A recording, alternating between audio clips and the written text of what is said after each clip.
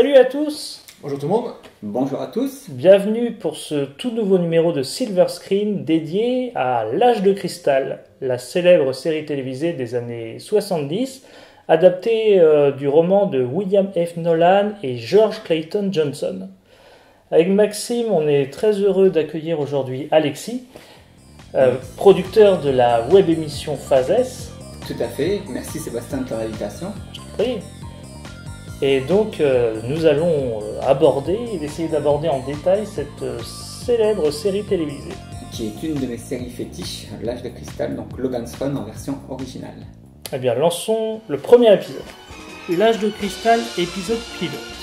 Jessica et Logan, à l'approche des 30 ans et devant être soumis à la cérémonie du carrousel, fuient la cité des Dômes. Francis part à leur poursuite. Nos deux fugitifs rencontrent alors une communauté qui vit cachée dans un abri atomique. Donc on vient de voir le résumé de l'épisode pilote. Alexis, en guise d'introduction, est-ce que tu peux nous expliquer très rapidement quelques différences marquantes entre cet épisode pilote et l'adaptation cinématographique qui mettait notamment en scène Michael York? Tout à fait Sébastien. Alors, il faut savoir que L'Âge de Cristal est une série qui a accouché dans la douleur en fait. Parce qu'à la base, c'était pas du tout prévu pour être une série télévisée. À la base, Saul David, qui a fait l'adaptation du roman de William F. Nolan et de George Clayton Johnson au cinéma, avait prévu avec Monsieur Nolan une trilogie, comme Star Wars. Donc eux étaient partis sur une idée de base de faire 3 films qui raconteraient les aventures de Logan. Et en fait, il y a eu un coup de tonnerre. CBS, le network, a racheté les droits de Logan's Run pour 5 millions de dollars. Et la MGM recevait un big chèque. Et en plus, eux, comme ils avaient construit la maquette de la Cité des Dômes, qui était une des plus grosses maquettes construites à l'époque, et qui voulaient la réutiliser, ils se sont dit, voilà, ça va être nickel pour la série télévisée, on va pouvoir leur refourguer tout ça, et tout le matériel qu'on a utilisé pour le film. Donc CBS acquiert les droits, mais conserve William F. Nolan et Saul David, qui a fait le film, pour la création du pilote et l'écriture de l'épisode pilote. Saul David commence à rédiger le script avec William F. Nolan, mais très vite, en fait, des dissensions apparaissent entre Saul David et CBS, notamment en ce qui concerne l'argent et le budget de la série. Nolan, lui, est très critique et il dit d'emblée ça va être une série qui va coûter horriblement cher parce que CBS a l'idée de faire une nouvelle aventure chaque semaine avec des nouveaux lieux et donc Nolan pointe tout de suite du doigt les coûts pour les nouveaux décors et les nouveaux lieux qu'il faudra créer chaque semaine. Voilà. Et je trouve que dès cet épisode pilote, on retrouve le schéma du fugitif en fait. Ça reprend bien ce que tu viens de nous évoquer. Tout à fait. Donc Goff et Roberts, pour reprendre ce que tu m'as dit, avaient effectivement eux en tête un seul schéma. C'était le schéma de la série Le Fugitif avec David Jensen et qui était donc Logan et ses amis arrivent chaque semaine dans un village pour aider des gens qui sont en difficulté. Qui sont restés sous terre à cause de la guerre atomique, repartent ensuite, ressortent dehors, repartent avec leur voiture et sont poursuivis inlassablement par Francis. Voilà, et c'était le schéma basique de la série. Alors, donc Nolan et Saul David quittent la production et donc ils font CBS fait appel à 2 autres producteurs qui sont Goff et Roberts. Alors, ils ne connaissent rien à la science-fiction, mais ils ont créé un show qui cartonne à l'époque et qui est Drôle de Dame. Voilà. Donc, comme ils ne connaissent rien à la science-fiction, ils font appel à Dicey Fontana, la secrétaire de Gene Roddenberry, et qui est bien connue pour avoir travaillé sur Star Trek, et qui sera, elle, chargée de superviser en fait tous les scénarios qui vont venir sur la série. Et donc, comme elle connaît des auteurs de science-fiction, donc ça, à la base, ça devait être un gage de qualité pour la série, puisque c'était vraiment une spécialiste de l'ASF qui s'occupait de superviser tous les scénarios de la série. Malheureusement, encore une fois, ça ne va pas se passer comme elle le souhaitait, parce que Goff et Roberts ne lui laisseront pas carte blanche, comme il lui avait dit dès le départ, et viendront systématiquement derrière elle et derrière les scénaristes pour gommer toutes les idées intelligentes et rajouter des idées idiotes. D'accord. Donc DC Fontana s'est retrouvée très vite frustrée. Elle a dit c'était la chose la plus frustrante au monde. On n'avait aucune marge en fait de créativité, etc. Alors beaucoup de créateurs de SF qui ont écrit des romans, etc. sont venus sur la série, ont écrit des scripts, mais ont été très déçus après de voir comment leur script était adapté au format télé. Tout de suite, ça m'a fait penser à la série télévisée de la planète des singes des années 70, où il y avait deux fugitifs poursuivis notamment par Urko et ses troupes. Et comme ici, on était dans un monde post-apocalyptique. Donc je trouve que dans l'état d'esprit, l'ambiance, les musiques, il y a un peu de ça, il y a un peu de la série télévisée de la planète des singes qui aussi a été très éphémère, parce que l'âge de cristal n'a duré que 14 épisodes. Avec le pilote inclus, une saison seulement. Alors moi je rajouterais même aussi que, outre ces références à la planète des singes ou bien encore aux fugitifs, je trouve que ça a aussi un petit côté le prisonnier. Oui. Puisque effectivement, ils se sont échappés, ils ont aligné qui est à leur poursuite, et comme on le verra par la suite avec les épisodes suivants, on se rend compte que finalement ils ne s'en vont jamais vraiment très loin, ils ne s'éloignent jamais énormément du dôme, puisque à chaque fois les limiers, eux, ils retournent tous les soirs pour rentrer chez eux, et à chaque fois ils les rejoignent très vite. C'est pas comme si sur un an ils avaient fait plus de 1000 km, là ils tournent assez régulièrement, donc on a ce petit côté prisonnier où à peine ils font quelques mètres que ça y est, tout de suite on vient les récupérer et les ramener en point de départ. Oui, c'est vrai, tout à fait, comme le souligne Maxime. Si on observe bien en fait dans la série, on a l'impression qu'ils font un circuit elliptique autour de la cité des dômes en fait. Voilà, ils font que de tourner tout autour. Et donc on a les deux personnages principaux introduits dès cet épisode pilote sont Logan et Jessica. Donc les deux personnages qu'on retrouvait dans le film, mais qui n'étaient pas incarnés par les mêmes acteurs. Ces deux personnages principaux sont à la quête d'un fameux sanctuaire dans lequel ils pourraient vivre au-delà de 30 ans, puisque ici, dans l'histoire, ce qu'on nous explique, c'est que les habitants de la Cité des Dômes sont tués, en fait, au bout, dès qu'ils arrivent à l'âge de 30 ans, il y a un carrousel, en fait, c'est ça. Une cérémonie dans laquelle ils sont exécutés sous forme d'un grand spectacle. Mais on leur fait croire qu'ils vont renaître dans un nouveau corps. Renaître dans un nouveau monde, dans un autre corps. Ouais. Parce qu'on peut rappeler l'histoire, donc en fait, l'âge de cristal, c'est donc un peuple qui vit sous une cité des dômes fermée suite à une guerre nucléaire en 2319. Et donc, ils vivent leur vie comme ils veulent jusqu'à 30 ans, où ils passent au fameux carrousel pour renaître dans un nouveau corps. Et ceux qui s'échappent ou qui veulent fuir au carrousel sont inlassablement poursuivis par une armée spéciale qui est les limiers, les Sandman en version originale. Alors ça, les Sandman, c'est un terme qui est spécifique, ça serait trop long à expliquer par rapport au roman, mais en fait c'est un marchand de sable, c'est ça la traduction, parce qu'il amène le sommeil éternel en fait, aux jeunes citoyens de la Cité des Dômes. Et donc effectivement, on leur fait croire qu'ils vont renaître d'un nouveau corps et ils restent dans la Cité des Dômes pour être protégés des radiations atomiques, de la guerre atomique qui s'est produite en 2219 dans la Cité dans l'âge de cristal. Et alors en revoyant cet épisode, ce que je trouvais intéressant, c'est le véhicule qu'utilisent nos héros pour se déplacer. L'Hovercraft. Voilà, qui est un véhicule qui fonctionne à énergie solaire. Sachant qu'on est dans une série quand même des années 70, tout à fait. C'est que ça me pensait bien pensé, et le design du vaisseau aussi. Surtout que effectivement, quand on regarde pas tant le vaisseau qu'utiliseront nos héros, mais celui qu'utiliseront les limiers pour les pourchasser, où là le design reprend très fortement le look du prototype des premiers véhicules à énergie solaire justement qui ont été créés dans notre réalité. Tout à fait. Il y a un petit côté land speeder aussi. Tout à fait, oui. Même si. Et clairement, la production a dit qu'ils avaient c'était le land speeder du pauvre en fait, l'Hovercraft dans l'âge de cristal. Mais oui, c'était tout à fait ça. Alors, pour rebondir sur ce que tu dis, la voiture à énergie solaire, etc. Effectivement, la série le film précédemment qui a été fait. Ah, ça aussi, c'est une petite précision qu'il faut apporter, c'est qu'il faut bien se mettre en tête que la série est une adaptation du film et non pas une adaptation des romans. Ah oui. Voilà. C'est clairement CBS voulait faire une adaptation du film en série télévisée. Donc ça explique pourquoi la série s'éloigne encore un peu plus du roman original. Et donc, effectivement, elle aborde des termes actuels et qui, à l'époque, étaient de l'anticipation, la surpopulation, les énergies renouvelables, Oui. et voilà. On est en plein dedans, en fait. Tout à fait. Le discours est encore d'actualité. On parlait des deux protagonistes, donc Jessica et Logan. Je trouve que l'un des gros points forts de cette série, c'est le personnage de Rem, l'androïde. Mhm.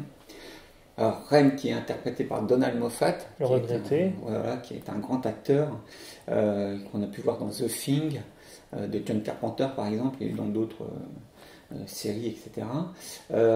Logan est interprété par Gregory Harrison, qu'on avait pu voir, pour la petite anecdote, juste un an avant l'âge de cristal, dans le pilote de Wonder Woman. Ah oui, Voilà. donc il joue un petit rôle, je Tout crois, à fait. dedans. Hein. Il fait un des infirmiers qui viennent prendre le colonel Trevor ou le major Trevor des bras de Wonder Woman pour le soigner. Le monde est vraiment petit, Voilà. de la télévision. Tout à fait. Et Jessica est interprétée, elle, par Heather Menzies Ulrich, qui était la femme de Robert Ulrich, qui jouait dans Vegas, et qui, on avait pu la voir dans L'homme qui valait 3 milliards, Piranha, etc. Et pour revenir à ce personnage de Rem, qu'est-ce que vous en avez pensé? Moi, ce que j'aime bien avec ce personnage-là, c'est que, alors, déjà, par la série, les différents bruitages qui ont pu être utilisés, on a une petite connotation Star Trek, puisque parfois on a les bruits de porte où on retrouve le petit bruit caractéristique de Star Trek. Et je trouve qu'on retrouve aussi ce côté-là chez Rem, justement, puisque alors certains diront que du fait que ce soit un androïde, on a un rapprochement plus du côté du personnage de Data, par exemple, dans Star Trek Nouvelle Génération. Mais moi, je le qualifierais plus proche d'un Vulcain, puisque étant un androïde, lui, il est régi par tout ce qui est la logique, le pragmatisme, les faits. Et de ce fait, on retrouve un peu le caractère que peut avoir Spock ou les autres Vulcains.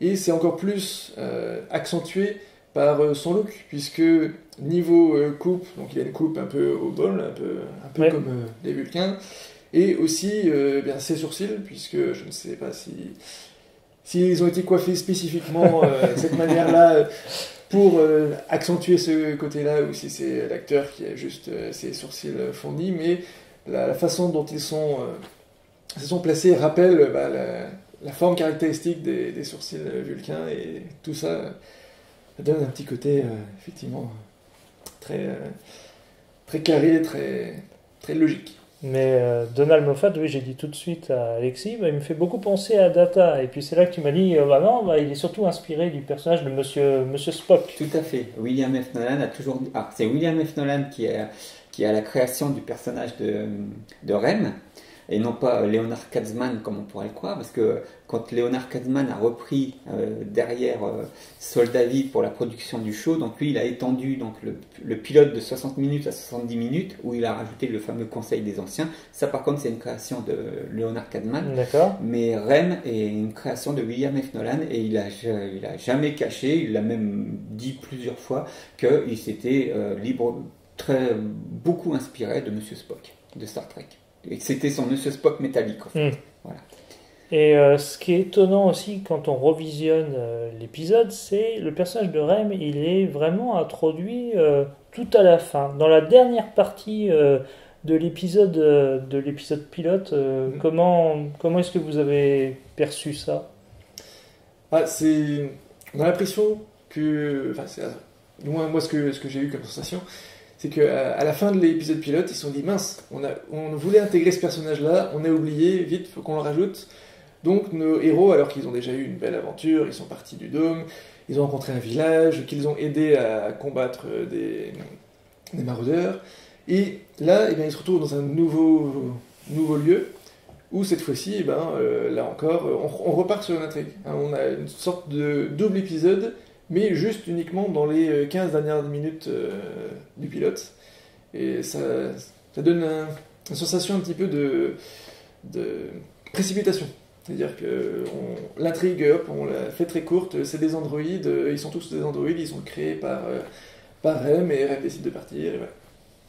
Oui, c'est vrai que c'est. Au début, je m'étais même posé la question si il y avait 2 épisodes qui avaient été collés comme on le faisait souvent dans les années 70. Bah, on parlait de la planète des singes, ça s'est vu, ou même sur des épisodes de Hulk, ce genre de production, mais pas du tout.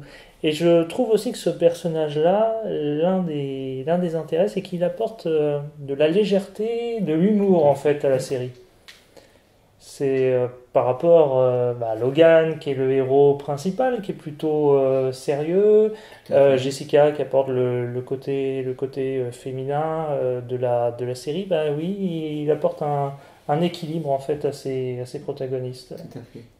Je rajouterais même aussi que ce personnage sert de Joker, puisque compte tenu que c'est un androïde et que il a plein de capteurs un peu partout qui lui permettent de repérer différents signaux et autres, il a aussi pas mal de connaissances où on ne sait pas forcément trop d'où il les tient, mais où dans plusieurs situations, ils vont arriver quelque part, pas trop savoir où il est, et il va dire alors j'ai vu des éléments là-dessus et je peux dire que tel truc, et ça permet de débloquer la situation vis-à-vis de nos héros qui eux, comme ils ont vécu reclus pendant très longtemps, ça entraînerait des situations un peu plus complexes où ils passeraient beaucoup plus de temps à essayer de comprendre où est-ce qu'ils sont et en face de quoi ils le sont, plutôt que de faire avancer l'histoire et d'avancer dans l'intrigue.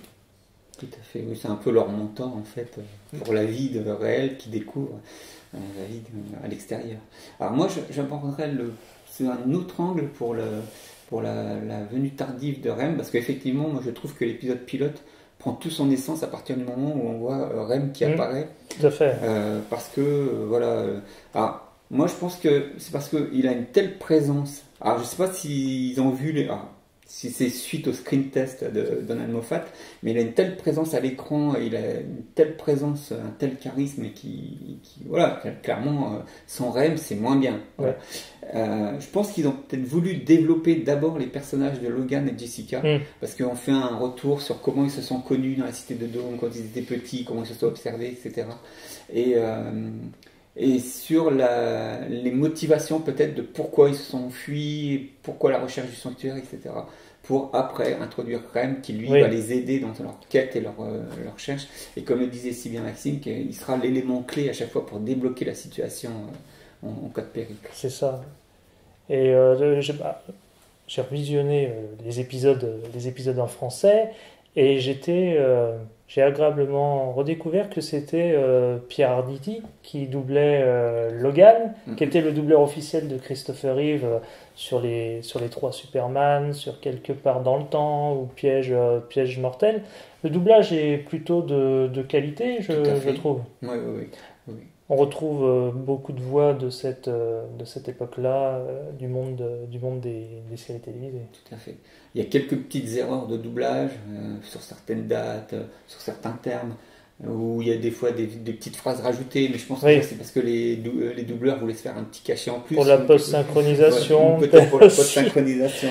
Parce que en fait, l'action est censée se passer en 2319, c'est ça. Et c'est pas ce qui nous est dit dans la version française. Non, le narrateur, nous annonce 2218, il retire 100 ans, mais voilà, c'est une petite erreur de doublage, je pense, qui prête pas plus que ça. Et on peut aussi, au visionnage, retrouver des acteurs connus comme l'acteur qui joue dans Terminator, Michael Biehn, tout à fait. Qui est tout jeune ici, tout à fait. Parce qu'on est en 1977. Voilà, qui n'est pas encore Kyle Reese ou le caporal dans Alien. Oui, c'est ça. Oui, qui est qu'un simple limier qui regarde un écran et qui dit ils sont dans le secteur. Oui, c'est très bref, c'est très bref. Je me suis dit, cet acteur me dit quelque chose. Au début, je croyais que c'était Mark Hamill, mais non, c'était Michael Biehn. Donc un bon épisode à redécouvrir pour s'introduire, se lancer dans la série télévisée L'Âge de Cristal. Passons au 2e épisode. La fille du temps. Les fugitifs se réfugient dans un temple où ils rencontrent une jeune femme, Lisa, qui vit seule dans un complexe clinique et automatisé avec 2 robots pour seule compagnie. Lisa tombe amoureuse de Logan et va comploter pour éliminer sa rivale Jessica. La fille du temps, où nos 3 explorateurs retrouvent une jeune femme, Lisa, enfermée au sein d'un blocos. Alors, on a dans cet épisode la présence d'androïdes. Je crois que tu avais une petite révélation à nous faire sur ces robots. Oui, alors l'un d'eux, celui qui est nommé Fidèle en version française, est un acteur dans un costume plus ou moins bien fait, on va dire, alors que le second, Nani, qui est un robot ménager, était un vrai robot sorti à l'époque. Voilà. Et donc il a été maquillé pour les besoins de l'épisode de la série. C'était un prototype en fait, C'était un prototype, tout à fait. Oui, et puis dans l'épisode, elle a un problème de perception. Le personnage de Lisa, elle dit à Jessica qu'elle ne voit pas très bien, et Rem va justement effectuer quelques petites réparations. Alors le personnage de Lisa, qui est une jeune femme qui a des pouvoirs de télékinésie, est au cœur de cet épisode. On voit notamment qu'elle tombe rapidement amoureuse de Logan et qu'elle entretient une espèce de petite jalousie vis-à-vis de Jessica. Donc qui donne des relations un peu conflictuelles entre ces personnages. Quelle était déjà la raison de cet isolement de cette jeune femme, Lisa? C'est parce qu'elle avait des pouvoirs extraordinaires, c'est ça? Oui, tout à fait. Alors, d'après ce qu'on en sait dans l'épisode, en fait, ils avaient été placés dans un complexe et leur énergie, en fait, permettait de faire tourner le complexe. Et on sent que c'est en fait un centre d'expérimentation, visiblement, pour peut-être tenter d'en faire des armes, pour les utiliser ensuite comme armes dans la guerre qu'il y avait eu peut-être à l'époque. Voilà. Et ces pouvoirs ressemblent un peu à la force, en fait.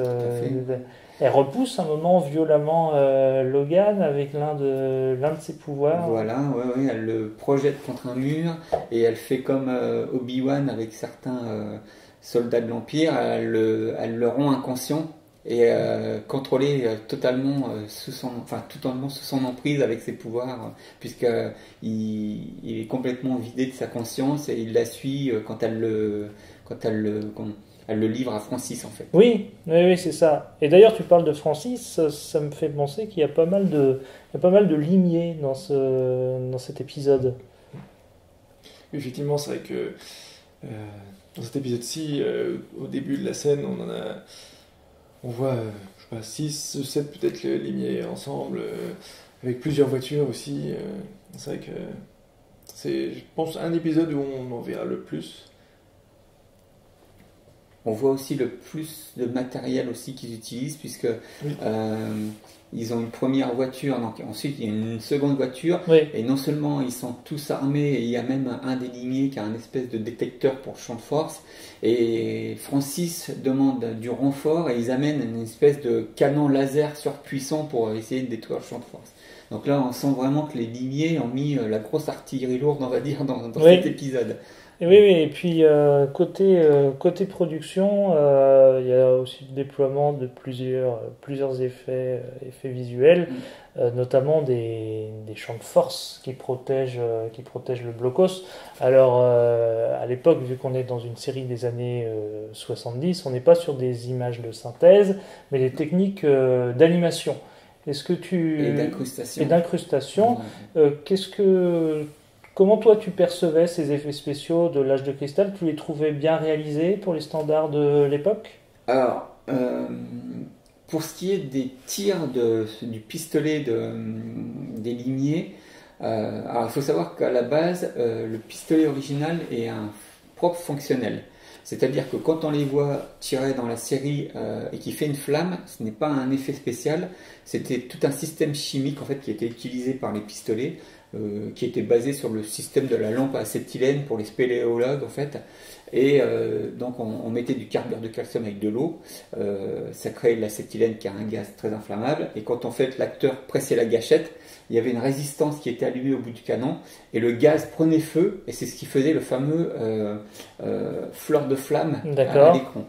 Voilà, c'est une création de Fred Kramer, qui est crédité seulement à l'épisode pilote, il n'est même pas crédité dans le film, et c'est lui qui a conçu le pistolet en fait avec Jim Thompson. D'accord. Et qui était donc responsable des effets spéciaux sur la série. Donc il y a un des accessoires emblématiques de la série télévisée. En fait. Tout à fait. Aux États-Unis, il se l'arrache sans arrêt. Il est coté entre 1500 $ et 2000 $, et il n'a jamais baissé de prix. Et les Américains en sont totalement fous. Ils trouvent que c'est un des props les plus ingénieux qui a été créé dans toutes les armes de SF. Donc ça, c'est pour le pistolet. Et donc, ils avaient rajouté des fonctions qu'ils n'avaient pas dans le film, à savoir, ils pouvaient paralyser, brûler et tuer. Et donc, en fait, quand ils utilisaient la paralysie, c'était une sorte de rayon bleu, voilà, qui paralysait. Donc ça, je trouvais que l'effet était assez bien retranscrit. Oui, j'ai trouvé ça aussi. On voit ce rayon dès l'épisode pilote, en fait. Voilà, tout à fait. Parce qu'il faut savoir qu'en fait, la série était mise dans les shows jeunesse, et ils avaient des restrictions. Donc, ils pouvaient utiliser autant de fois qu'ils voulaient le tir de paralysé. Mais par contre, ils ne pouvaient pas mettre de mort, enfin, ils ne pouvaient mettre qu'un certain nombre de tirs avec la flamme qui tue par épisode. Oui, d'ailleurs, ça, c'est introduit dès le premier épisode, que Logan est un héros qui ne tue pas. C'est explicitement annoncé dès le début de la série, et qui, je trouve, c'est ce qui fait le charme, à mon sens, des séries contemporaines à l'âge de cristal, c'est de voir des héros qui ne tuent pas leur ennemi sans remords, un peu même comme MacGyver, qui n'utilisait jamais d'armes à feu. On est vraiment dans cet état d'esprit-là, de séries qui peuvent s'adresser à la jeunesse. Tout à fait. Et donc, on voit justement le champ de force là derrière nous. Alors moi, je trouve que là, par contre, un petit peu mal réalisé, parce qu'on voit l'incrustation du cache sur la pellicule. Et donc, il fait qu'à un moment, si vous regardez bien, alors je ne sais pas si c'est parce que j'ai un œil averti, mais normalement, ça se voit directement. On voit que quand l'effet de champ de force est rajouté sur la pellicule, l'image est un peu plus terne, bizarrement. Il y a des différences au niveau de la pellicule. Donc, ils n'ont pas corriger la colorimétrie en fait, et c'est flagrant. Voilà. C'est un problème qu'on avait aussi sur des séries comme Code Quantum ou Lois et Clark, mais là on était déjà un peu à l'époque du numérique, où on voyait une différence de qualité d'image entre l'épisode en question et le moment où intervenaient ces effets spéciaux. Toi Maxime, qu'est-ce que tu en as pensé de ces effets à l'ancienne, on va dire? Les effets à l'ancienne avaient l'inconvénient justement que comme ils étaient très énergivore entre guillemets au niveau du film, de la pellicule ou autre, que ce soit que c'est un travail sur la pellicule ou un travail directement après en numérique, c'est un poids très important et qui va dégrader forcément le matériel. Quand c'est sur la pellicule, on voit cette perte de couleur. Quand c'est du numérique, là c'est plutôt du grain qui vient se rajouter parce que c'est au niveau de la compression de l'image, comme elle est plus lourde, pour qu'elle ait la même taille que l'image sans effets spéciaux, du coup elle est davantage compressée, donc plus pixelisée. Et c'est ce qui fait que maintenant, beaucoup plus avec le numérique, on n'a plus cette distinction qu'on avait à l'époque, mais du coup c'était toujours amusant. Moi je me souviens à l'époque de toutes ces séries-là, de regarder un épisode et puis à chaque fois, même si l'effet visuel n'était pas voulu pour être visible, et que parfois c'était juste pour camoufler quelque chose dans le décor qui ne devait pas être là, et bien du coup se dire tiens, là ils ont utilisé quelque chose parce que l'espace de 2 secondes on a eu l'image qui s'est dégradée un petit peu. Et je pense que ce serait tout l'intérêt justement d'avoir une édition Blu-ray de cette série-là, c'est d'avoir une version totalement nettoyée et corrigée à ce niveau-là. C'est ce qu'ils font. Je l'ai vu même sur l'Incroyable Hulk en Blu-ray. Il y a ce genre de problème technique qui finit par être atténué. Alors il y a un autre effet dont on peut parler, c'est quand Lisa, qui est amoureuse de Logan, le dessine sur une Oui. espèce d'ardoise magique. Exact. Voilà. Alors voilà, l'effet peut faire sourire aujourd'hui, mais bon voilà, il était intéressant, moi je trouve, à l'époque. Surtout qu'à la fin, le visage de Logan s'éparpille en milliers de petites particules noires sur l'écran. Et je trouvais que c'était pas mal fait. De même, l'effet, même s'il est très furtif et assez simpliste prime abord, justement d'effet qu'il y a sur les yeux de Lisa, justement quand elle utilise ses capacités, où au final, en fait, ça fait très propre. Oui. Parce que, au niveau de l'iris, ça se voit bien, et c'est vrai que pour l'époque, celui-là, il est quand même bien réalisé. Oui, c'est ça, c'est qu'il faut rappeler qu'à cette époque-là, sans numérique, sans ordinateur, c'était toujours un défi de réaliser ce genre d'effet. Tout à fait, et d'autant plus sur l'âge de cristal, parce que là il y a encore une anecdote qui tourne autour de cette série-là, c'est que quand CBS a racheté donc, la série et a produit donc, les épisodes, au départ, DC Fontana le raconte dans une revue qui s'appelle Cinescape, qui était sortie en 2001, et donc elle raconte qu'il devait avoir un budget de 350 000 $ par épisode, et qu'au final, comme CBS avait cassé sa tirelire pour acheter les droits, donc ils avaient déboursé 5 millions de $, en fait ils tournaient plus autour de 170 000 $ par épisode. Alors ce qui pour nous paraît énorme, mais visiblement pour une production de ce type était très peu.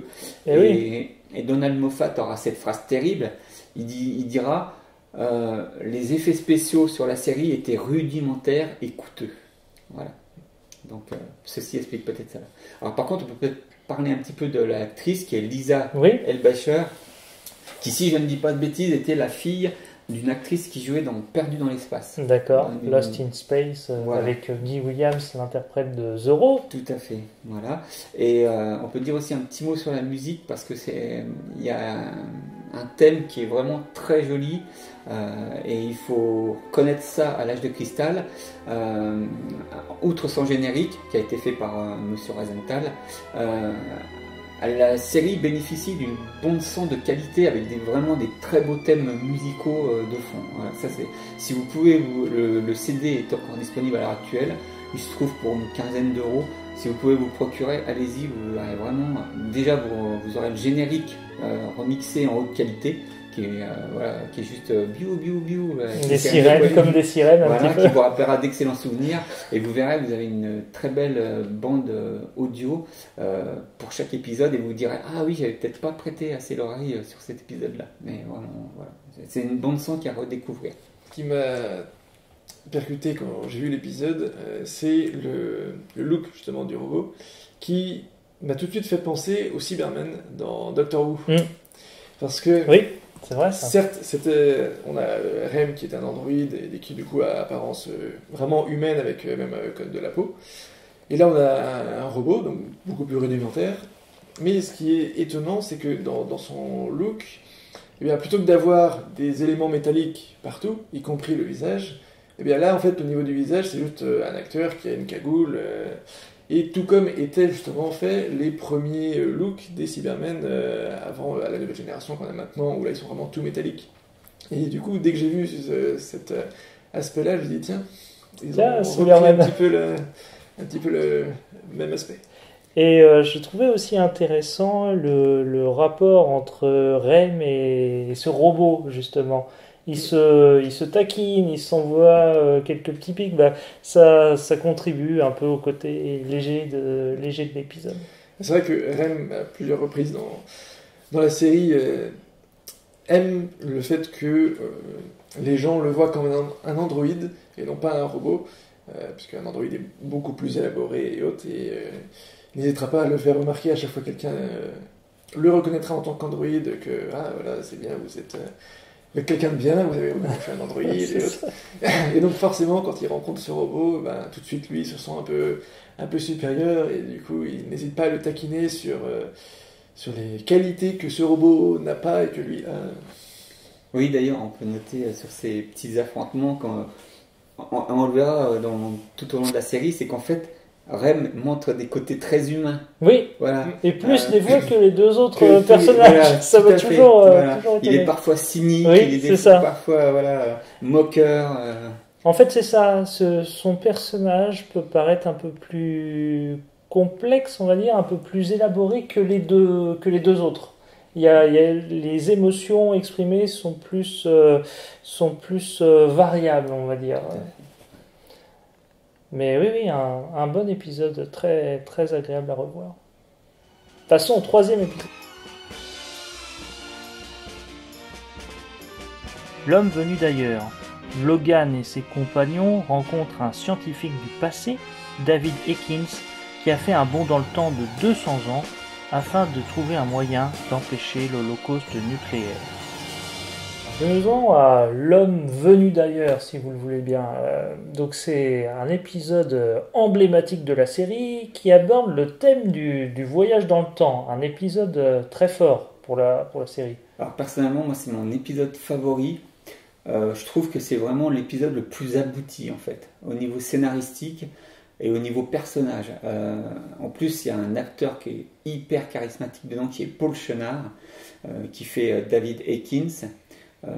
Celui qui va venir voir nos amis pour savoir les causes en fait de la destruction de la planète et qu'on a pu voir dans le contrat ou qui était dans le pilote de la série Le Nouvel Homme Invisible, Gemini Man avec Sam Casey. Voilà. Et donc celui-ci a été écrit par, alors il est crédité comme Noah Ward pour le scénariste, et en fait c'est un pseudo, et il faut voir un petit jeu de mots pour No Award, c'est-à-dire pas de récompense. Voilà. Et en fait c'est David Gerrold, qui est un auteur très connu de SF, de romans de science-fiction aux États-Unis, et voilà, et qui a scripté cet épisode qui est une merveille. Et pour la petite anecdote, David Gerrold avait une rubrique dans la revue Starlog à cette époque, et donc il avait raconté qu'il avait écrit un script pour la série de Logan's Run, L'Âge de Cristal, et il a dit qu'il avait été très déçu par l'adaptation qu'on avait faite à la télévision, sans doute donc encore au passage de Goff et Roberts derrière Desi Fontana, parce qu'il avait, d'après ce qu'il disait, il avait poussé lui encore plus loin le concept du voyage dans le temps par rapport à ce qu'on voit dans l'épisode. Voilà. Même si quand même j'ai trouvé ça très, très abouti. Je sais pas ce que tu en as pensé, Maxime, mais ça fait penser un peu à Terminator par certains aspects. Oui, c'est ça, mais Terminator en inversé, puisque ici, déjà la notion de causalité, dans Terminator, on a le fait que c'est en envoyant un Terminator dans le passé pour tuer John Connor, enfin plus exactement sa mère, pour empêcher John Connor de venir chez de la Résistance, qu'ils ont créé John Connor, puisqu'en envoyant Terminator, Kyle Reese est allé à sa poursuite et John Connor est né.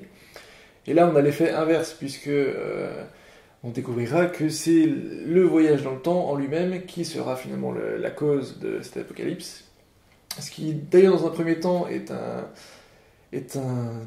retournement de situation assez particulier, puisque lorsqu'on voit la série, ou ce genre de série avec ce thème de base, à savoir un peuple qui a réussi à survivre à une apocalypse, eh bien, généralement, les raisons de la guerre qui ont rendu la Terre aussi stérile, eh bien, c'est une guerre suite à des manques de ressources, ou à de la surpopulation ou autre. Et là, de découvrir que finalement, c'est l'invention du voyage dans le temps qui a causé cette catastrophe, je trouve que ça balance la série encore plus dans le côté science-fiction que ce qu'elle ne l'était déjà. Oui, là, dans cet épisode, on sent très bien qu'on va plus loin. Le cran est poussé plus haut, quoi, par rapport aux autres scénarios proposés. Et alors le procédé du voyage dans le temps est intéressant. Ici, ils envoient une capsule dans un premier temps au 24e siècle pour voir ce qui s'est passé exactement. C'est ça, en fait, ils ont envoyé plusieurs capsules à différentes époques pour essayer de repérer en fait une époque qui serait propice à avoir les informations qui pourraient les aider à empêcher cette catastrophe. Même si on découvrira que finalement ce ne sera pas le cas. Et là, ce qui est intéressant aussi, c'est dans la tournure des choses, que généralement, lorsqu'il y a une histoire de voyage dans le temps, principalement de quelqu'un qui voyage dans le passé, la personne va voyager dans le passé et va essayer de faire en sorte que rien ne change, parce que si elle change son passé, elle risque de changer son futur, et du coup son propre présent. Et c'est pour ça que généralement, les gens, quand ils vont dans le passé, eh bien, ils n'évoquent pas le fait qu'eux-mêmes viennent du futur, pour pas changer le cours des choses. Et là, eh bien, on part dans l'autre sens, mais il y a quand même cette précaution de ne pas vouloir eh bien, énoncer tout de suite qu'il vient du passé, qu'il vient pour essayer de trouver une solution à cette guerre nucléaire. Et là, non pas pour des raisons de causalité, de risque que si jamais il le clame haut et fort, eh bien, que ça va perturber le cours des espaces-temps ou quoi que ce soit, mais cette fois-ci, eh bien, c'est plus sur des préoccupations morales, puisque avec tous les scientifiques qui travaillent là sur le projet pour essayer d'empêcher cet apocalypse, eh bien, ils prennent conscience que si ils empêchent cette catastrophe, eh bien, toutes les personnes vivant dans le futur, et donc là les personnes qu'il va rencontrer, donc Logan, Rem, Jessica, eh bien, qu'ils vont mourir. Et du coup, c'est pour ça qu'il n'explique pas tout de suite son but, c'est parce que il a peur que, compte tenu de cette information, eh bien, ils ne voudront pas l'aider, et puis ils lui mettront des bâtons dans les roues dans sa mission. Alors que en soi, rien ne l'empêchait de débarquer, de dire je viens du futur, je viens du passé, je cherche des réponses pour empêcher une catastrophe, veuillez m'aider. Et puis il y a un grand dilemme dans cet épisode-là, c'est que si notre trio d'amis vient en aide à ce docteur, ce scientifique, il risque en fait de corrompre leur existence. Tout à fait. Et moi, c'est cette dualité que j'adore avec Logan, qui est... Alors, Jessica est tout de suite, elle, apte à aider Ekins pour sauver le monde. Peut-être parce qu'elle a une sensibilité féminine et voilà, elle est plus sensible que Logan. Mais Logan se pose jusqu'à la dernière seconde la question, si on l'aide, on risque de mourir et est-ce qu'on doit l'aider, puisque eux, en gros, c'est ce que lui dit Jessica à Ekins, elle dit, votre monde a déjà eu sa chance, laissez-nous la nôtre, en gros. Et Rem donne quelques éléments de réponse sur le fonctionnement du voyage dans le temps et les effets que ça peut avoir sur leur réalité. Voilà, il y a ça. Et alors on peut aussi noter qu'on voit la surprise de Logan et Jessica quand ils voient les mondes qui étaient peuplés à cette époque. Oui. Quand ils découvrent sur l'écran. Voilà, qu'il y avait autant de monde à cette époque. Donc là, on reparle encore à nouveau de la surpopulation qui est un thème fort. Et on peut aussi mettre en avant le thème des connaissances perdues au fil des années. Voilà. Parce que Ekins, en fait, avait construit donc sa base avec son ordinateur sophistiqué, etc. Et en fait, il se rend compte quand lui revient. Alors, il y a aussi une petite confusion. Quand il arrive et qu'il rencontre nos amis, il dit « je recherche le sanctuaire ». Eux pensent qu'ils cherchent leur c'est pas le même sanctuaire, en fait.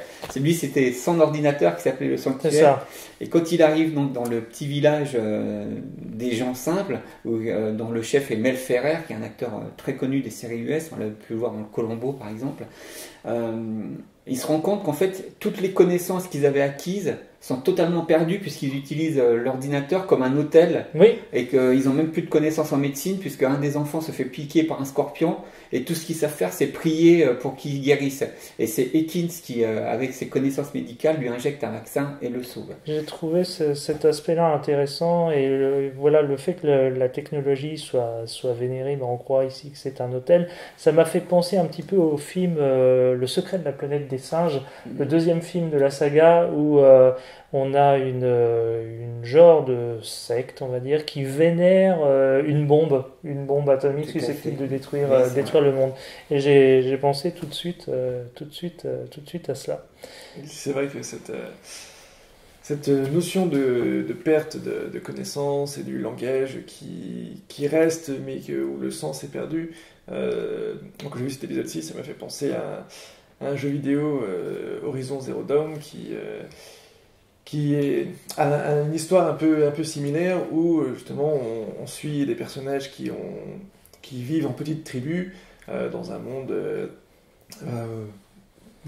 très verdoyant où il y a très peu de population, mais qui petit à petit on se rend compte que en fait c'est un monde qui est post-apocalyptique, où il y a eu une catastrophe mondiale qui a éradiqué quasi 95% de la population, et que eux sont les descendants des survivants, et où ce qui est étonnant, c'est que justement dans les dialogues, certains termes sont utilisés mais ce sont des termes qui sont parlants pour nous, qui vont dans notre époque moderne, mais qui pour eux, alors que ce sont des chasseurs-cueilleurs, n'a pas de sens vrai, et on se rend compte que en fait c'est juste que c'est des termes qui se sont perpétués oralement au fur et à mesure des descendants, mais où le sens, lui, s'est totalement perdu, et ce qui fait que en fait, toute la connaissance a été perdue, alors que le mot, lui, il est connu, il est utilisé, mais pas dans le bon sens. Moi, je rajouterais aussi une chose. Donc, à nouveau, dans cet épisode, on a un très beau thème musical, comme celui de David Ekins à la fin, quand ils sortent du blocos, et qui dit je suis peut-être venu dans cette époque justement pour aider ces gens à retrouver les connaissances, à les aider à améliorer leur vie. Là, on entend un thème musical qui est juste sublime. Voilà. Qui fait partie du CD de la compilation officielle de la série. Qu'on retrouve sur le CD de la série. Je voulais juste encore ajouter un petit truc, c'est que on voit un Logan qui n'est pas très prudent dans cet épisode, puisque quand il découvre la capsule avec le lapin dans la cale, il pose son pistolet et le pistolet repart dans le passé. Ou d'ailleurs ils font des essais, les scientifiques qui récupèrent le pistolet par la puissance du pistolet. Ça crée des explosions. Voilà. Et ça vraiment bien. Voilà. Et on s'est dit, mais si c'était tombé dans les mains de militaires, tout de suite ils l'auraient étudié pour reproduire l'arme ou je ne sais trop quoi. Mais bon, voilà. D'ailleurs, ça aurait pu potentiellement être une explication à cette guerre, et que ce soit la trouvaille de cette arme, que tout le monde aurait voulu s'arracher et qui aurait pu être la cause de l'apocalypse. Tout à fait. Bien sûr. On peut noter aussi une petite chose intéressante, c'est la vision des supports du futur. Parce que là, on voit qu'ils ont une petite bande magnétique ronde, comme une petite pile bouton. Tout à fait. Voilà. Donc, ils n'imaginaient pas que ça soit des cartes SD ou des choses comme ça. C'est ça. Voilà. Et quand on voit le laboratoire du 22e siècle, la technologie fait un petit peu années 70. Et j'ai l'impression que certains des ordinateurs sont les mêmes que dans Au cœur du temps, pour l'usage du chronogir. J'ai l'impression qu'on retrouve certains accessoires de cette série. D'ailleurs, le système d'Ekins peut faire penser à un chronogir amélioré. C'est ça. Voilà, puisqu'ils voyagent dans le temps, mais eux maîtrisent les époques où ils vont. Voilà. C'est vraiment un épisode très abouti. On apprend beaucoup de choses par rapport à la guerre nucléaire. Et on sait que c'est de ça que la cité des dômes a été construite en fait. C'est dans cet épisode qu'on apprend que les gens ont construit des dômes pour se protéger de la guerre nucléaire, des radiations et des retombées de la guerre atomique. Oui, on en apprend beaucoup finalement sur cet univers, l'origine de l'Holocauste, ils commencent à apporter comment ils se sont protégés. Des réponses aux questions qu'on se posait au tout début de la série. On pouvait avoir l'impression que c'était survolé, et ben non, ici on a des éléments de réponse. Donc vraiment un épisode emblématique de la série, incontournable. Incontournable, tout à fait. Prochain épisode. Retrouvez les 3 autres meilleurs épisodes de l'Âge de Cristal dans notre prochaine vidéo.